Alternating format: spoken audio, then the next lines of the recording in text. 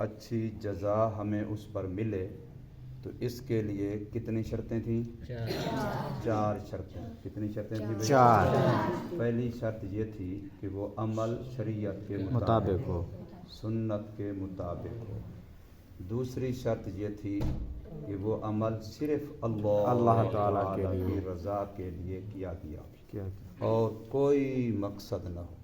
مقصد صرف کیا ہو؟ اللہ تعالیٰ کو خوش کرنا، اللہ تعالیٰ کو راضی کرنا۔ اور تیسری شرط کیا تھی؟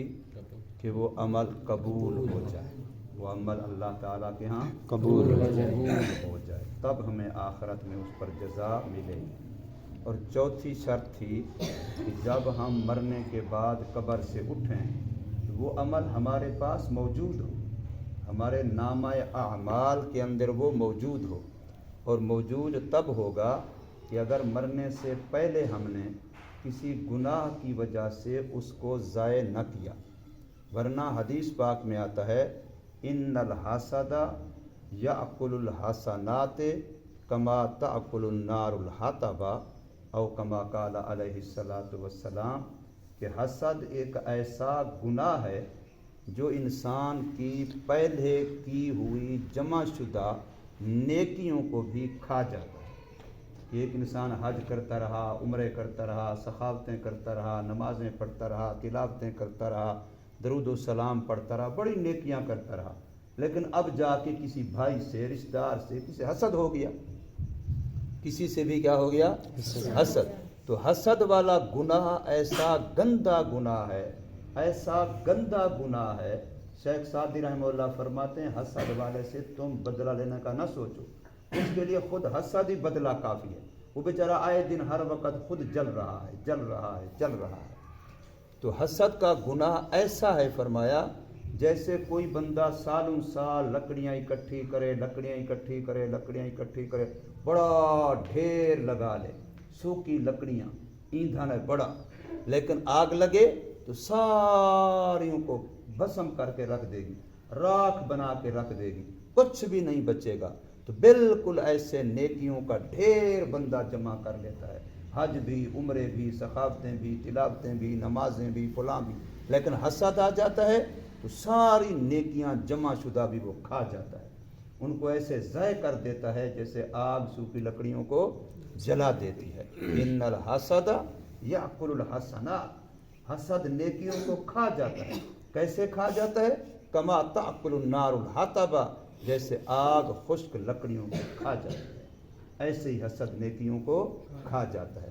اس لیے کبھی کسی پر حسد نہ کریں کہ یا اللہ یہ جو ٹوپی اس کے پاس ہے یہ تو اس کا حقدار نہیں تھا، یہ ٹوپی تو میرے پاس ہونی چاہیے تھی، یا اللہ یہ جو اس کے پاس کوٹھی ہے یہ تو اس کے لائق نہیں تھا، یہ اس والی کوٹھی تو میرے پاس ہونی چاہیے تھی، یا اللہ یہ اس کے پاس جو گاڑی ہے یہ گاڑی اس کے قابل تو نہیں، یہ کہاں گاڑی کے لائق ہے، یہ گاڑی تو مجھے ملنی چاہیے تھی، یا اللہ یہ جو ایسی اچھی تلاوت کرتا ہے، بہترین قاری ہے، اس کو تو ایسا نہیں ہونا چاہیے تھا، مجھے ایسا قاری ہونا چاہیے تھا، یہ جو ایسا اچھا بیان کرتا ہے، عالم ہے، تقریر کرتا ہے، تو اس کو ایسی تقریر نہیں آنی چاہیے تھی، اس کی آواز ایسی اچھی نہیں ہونی چاہیے تھی، اس کا لہجہ، اس کا انداز ایسا نہیں ہونا چاہیے تھا، یہ تو میرا ہونا چاہیے تھا۔ تو بس یہ اس کا نام حسد ہے، اس کا نام کیا ہے؟ حسد ہے۔ اور یہ بہت بری بیماری ہے، یہ انسان کی نیکیوں کو برباد کر دیتی ہے۔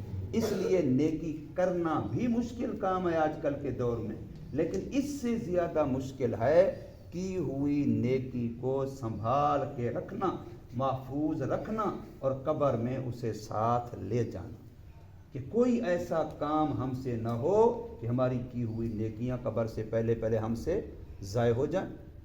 حدیث پاک میں بندے کو احساس ہی نہیں ہوتا، بندہ سمجھتا ہے کہ میں نے بڑی نیکیاں جمع کی ہوئی ہیں، بڑا میں دولت مند ہوں آخرت کے لحاظ سے، بڑا ذخیرہ ہے نیکیوں کا میرے پاس، بس مروں گا تو قبر میں بڑا مجھے نیکیاں ملیں گی، لیکن ہوتا کیا ہے؟ خالیات، کچھ بھی نہیں ہوتا اس کے پاس، دھوکہ لگا ہوتا ہے۔ اس کی مثال دی ہے قرآن نے، جیسے سراب ہوتا ہے، بندہ ایسے جا رہا ہے، آگے چٹیل میدان ہے، ریگستان ہے یا پختہ سڑک ہے، تو گرمیوں کا موسم ہو، لگتا ایسے آگے بڑا ٹھاٹھے مارتا ہوا پانی بہ رہا ہے، حالانکہ ہوتا کچھ بھی نہیں ہے، لیکن دور سے لگتا ایسے ہے۔ अब बंदा आगे कुछ जा रहा है कि आगे पानी है, आगे कुछ भी नहीं होता, आगे कुछ भी नहीं होता।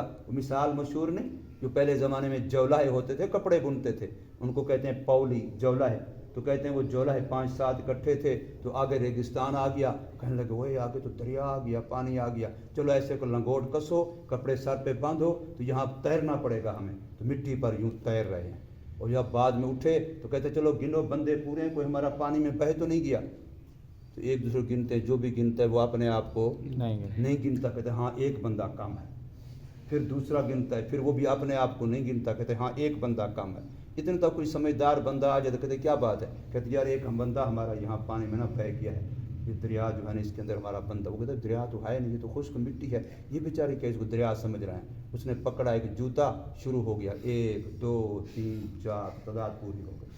तो बसाओ का बंदे का दिमाग जब ख़राब हो जाए तो वो जूते से ठीक होता, जूते के बगैर ठीक फिर अल्लाह पाक भी कभी कोई बीमारी का जूता, कभी कोई हादसे का जूता, कभी कोई गुर्बत का, रिज़्क़ की कमी का, फिर अल्लाह भी जूते मारता है, चलो इसका दिमाग ज़रा ठीक हो जाए। हम चूँकि वैसे तो अल्लाह को याद करते नहीं हैं। तो बहरहाल अर्ज़ क्या कर रहा था मैं, ये बंदे को धोखा लगता है कि मैंने बड़ी नेकियां जमा की हुई हैं। याद रखिए एक बात पक्की अच्छी तरह याद रखिए, जिस बंदे के पास नेकियां होंगी वो कभी अपने आप को नेक समझेगा नहीं, बल्कि वो अपने आप को हमेशा गुनहगार कसूरवार समझेगा।